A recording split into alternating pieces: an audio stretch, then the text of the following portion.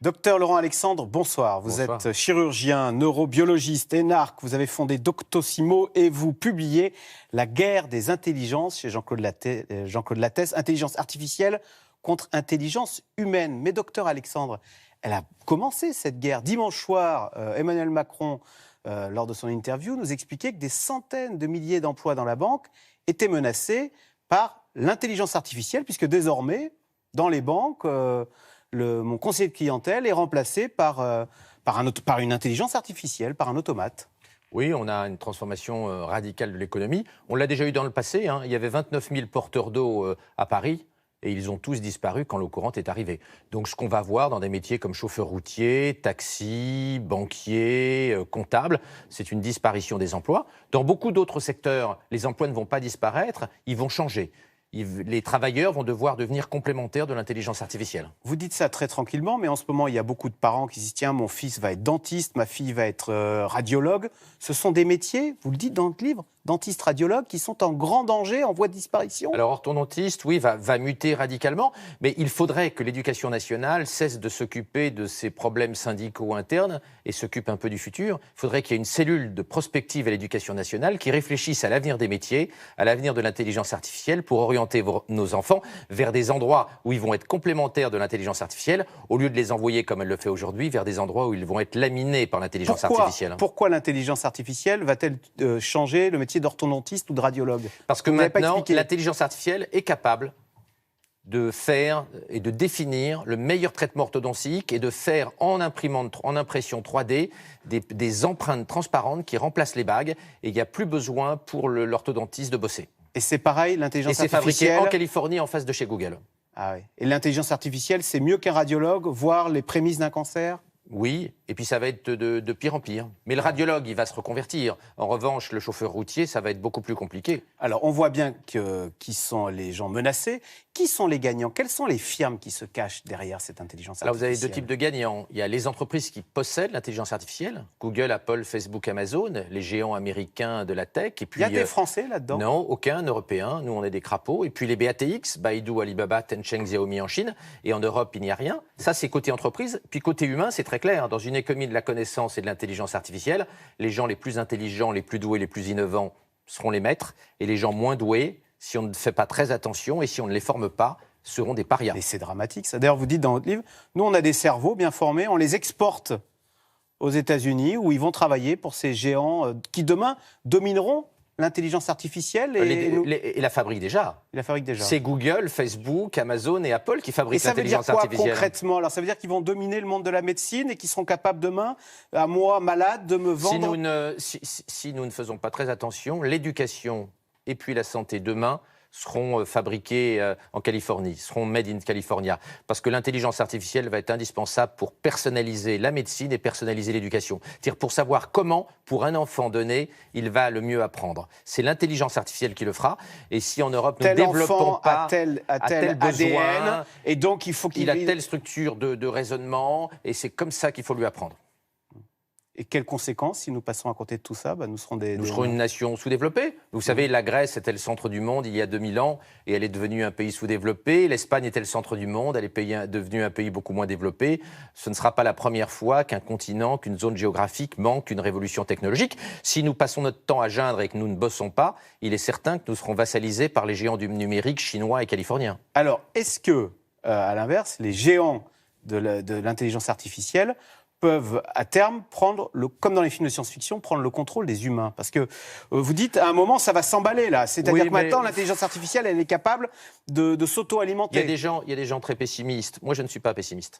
Il y a des gens très pessimistes. Par exemple, Elon Musk, le fondateur des automobiles Tesla, pense que l'intelligence artificielle peut devenir hostile entre 2030 et 2040. Moi, personnellement, je n'y crois pas une seconde. J'exclus que l'intelligence artificielle cherche à exterminer l'humanité avant 2050. De toute façon, on peut toujours débrancher une machine. Alors, si on pense qu'une intelligence artificielle va se laisser débrancher, c'est qu'on est très, très naïf.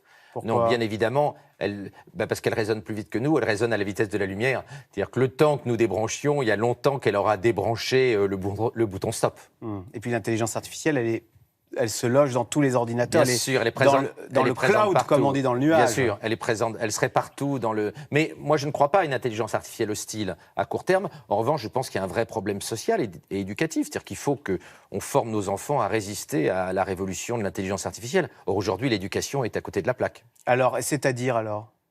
Eh bien, il faut cesser de former des gens à des métiers qui vont disparaître. On forme encore des camionneurs, on forme encore des comptables, on forme des tas de gamins à des métiers qui ne tiendront pas face à l'intelligence artificielle. Il faut remettre des humanités, l'esprit multidisciplinaire, l'esprit critique. C'est ça qui va permettre aux enfants de se défendre face à l'intelligence artificielle. Pas du tout d'être technicien. Sur tous les métiers techniques, l'intelligence artificielle va faire 1000 fois, 1 million, 1 milliard de fois mieux que nos enfants.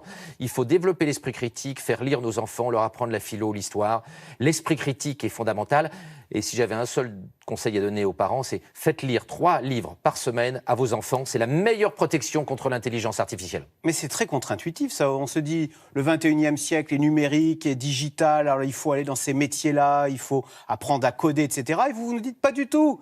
Il faut faire de la philo, il faut apprendre Il faut connaître la science et avoir une culture scientifique et technologique, et bien connaître le numérique, bien sûr. Mais tout le monde l'aura, ça. Ce qui est important, c'est d'avoir un esprit critique. Et l'esprit critique, il s'acquiert par les humanités, il s'acquiert par la lecture. C'est pour ça qu'il est fondamental de faire lire nos gamins. Alors, vous dites, ce livre s'appelle « Intelligence artificielle contre intelligence humaine ». Donc l'intelligence humaine va chercher à entrer en compétition avec l'intelligence artificielle. À se défendre. Et vous dites, à se défendre, voilà. Et alors vous dites, dans les années à venir, on va chercher à améliorer, c'est un tabou que vous levez, on va chercher à améliorer notre QI. C'est, dites-vous, la dernière grande source d'inégalité aujourd'hui. Nous avons des QI très différents et on s'en accommode fort bien. Les inégalités économiques entre nous sont directement liées aux inégalités intellectuelles. C'est un tabou, mais les gens les plus intelligents gagnent plus que les gens les moins intelligents. Les gens les plus innovants gagnent plus que les gens les moins innovants. C'est une terrible réalité. Et à l'ère de l'intelligence artificielle, ça va être encore pire. Nous risquons d'être dans une situation où nous n'avons plus du tout besoin des gens pas très doués.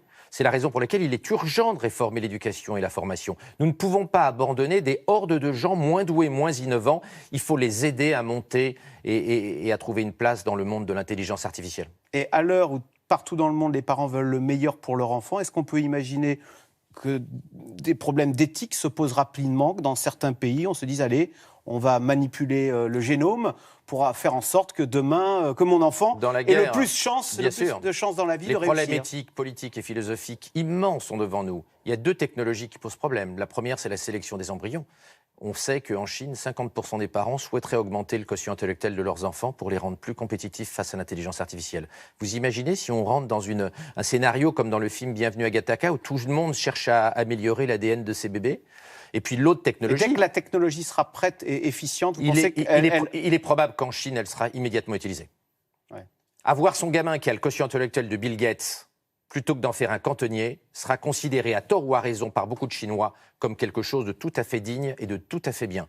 Même si chez nous, il n'y a que 13% des parents dans les sondages qui se disent prêts à utiliser ces technologies-là pour augmenter les capacités intellectuelles de leur enfant. Puis la deuxième technologie qui pose problème, c'est la nouvelle société d'Elon Musk, le fondateur des automobiles Tesla, qui a fondé une société, Neuralink, qui est destinée à mettre des microprocesseurs, des circuits intégrés dans le cerveau de nos enfants pour les rendre plus intelligents et plus compétitifs face à l'intelligence artificielle. On imagine les problèmes éthiques que c'est. Allons-nous accepter de mettre des microprocesseurs dans le cerveau de nos enfants et de nos petits-enfants? Il faut y réfléchir, c'est un problème politique majeur. Oui, mais on accepte bien de mettre des lunettes pour améliorer les performances de sa vue. Vous croyez que de la même façon... Mettre des lunettes et mettre un microprocesseur dans le cerveau des petits, c'est pas de même nature. C'est un monde terrifiant que vous nous décrivez. Et pourtant, vous nous dites, on y va tout droit. Regardez, là, on vient d'implanter le premier cœur artificiel à l'hôpital Georges Pompidou, un cœur.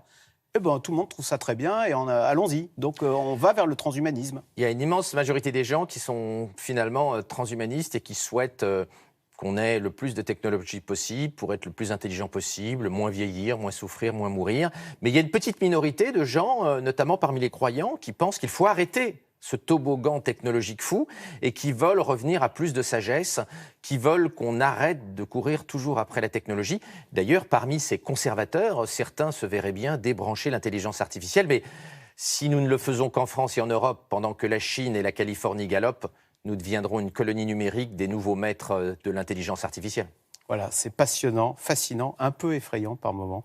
Merci beaucoup, docteur Laurent Alexandre. Donc, je rappelle votre livre, La guerre des intelligences, c'est chez Lattès. Merci. Merci. Vous restez avec nous tout de suite, c'est dans l'air.